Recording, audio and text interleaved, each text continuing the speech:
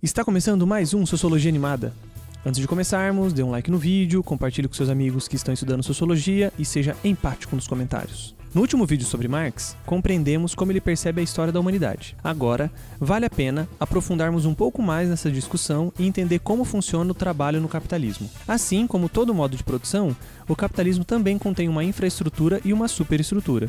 Neste vídeo, iremos ficar com a descrição da infraestrutura capitalista. No próximo, iremos discutir a superestrutura. Existe uma famosa frase de Marx que fazemos questão de citá-la aqui. Abre aspas. Até hoje, a história de toda a sociedade é a história de luta de classes. Fecha aspas. Para Marx, a humanidade sempre foi dividida em dois grupos, dominantes e dominados. Ao longo do tempo, os dominantes ganharam características específicas, como os homens livres, os patrícios, os senhores feudais, os mestres de corporação, ou seja, na concepção de Marx, os opressores. E do outro lado, ao longo do tempo, os dominados ganharam diversos contornos.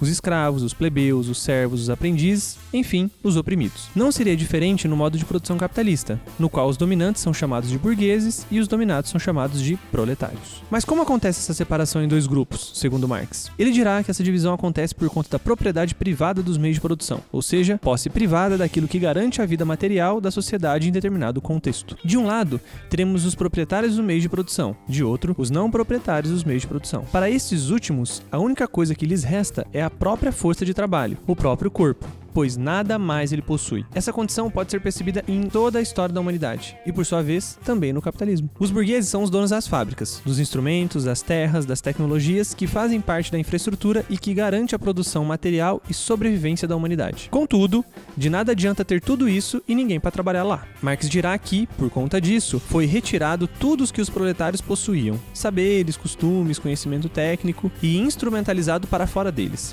ou seja, incorporado nas máquinas, fazendo com que só restasse para o proletário o seu corpo. Para não morrer de fome, esse sujeito vende a sua força de trabalho, o seu corpo, o seu tempo, para quem possui os meios de produção. É essa a base do trabalho no modo de produção capitalista. Alguém que possui algo contrata alguém que só possui seu corpo. Mas essa relação é tranquila e justa? Marx acredita que não. Ao perceber o funcionamento, ele identifica o seguinte fato: tudo aquilo que o trabalhador produz ao longo do seu dia de trabalho, apenas uma parte volta para ele na forma de salário. Como assim? Pensemos o seguinte exemplo: um trabalhador que produz camisetas e ganha 25 centavos por camisetas produzidas. Um dia, ele descobre que a camiseta que ele produz é vendida por R$2.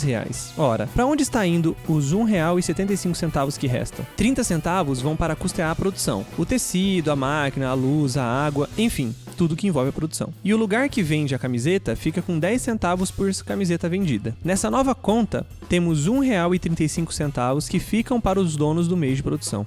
Esse restante, Marx chama de mais-valia, que podemos entender como o valor excedente da produção que fica com os donos do meio de produção. Assim sendo, o trabalhador produz muito mais do que aquilo que ele recebe. Marx, portanto, afirma que a relação de trabalho no capitalismo funciona em um sistema de exploração diferenciada dos modos de produção anteriores. Aqui, o trabalho é remunerado, parcialmente, pelo produto do seu trabalho. E é a mais-valia, ou seja, o lucro, que permite o dono do meio de produção investir mais no seu negócio, ampliar sua estrutura e empregar mais pessoas nesse sistema, tendo cada vez mais-valia para acumular. Você pode pensar, por que o trabalhador se submete a isso? Ora, ou é trabalhar assim, ou é morrer de fome. Enquanto a classe proletária não tomar consciência da sua condição e buscar uma revolução, as coisas continuarão deste modo. Principalmente porque, no capitalismo, o trabalho é alienado. Mas isso é tema para um próximo vídeo. Até lá e tchau!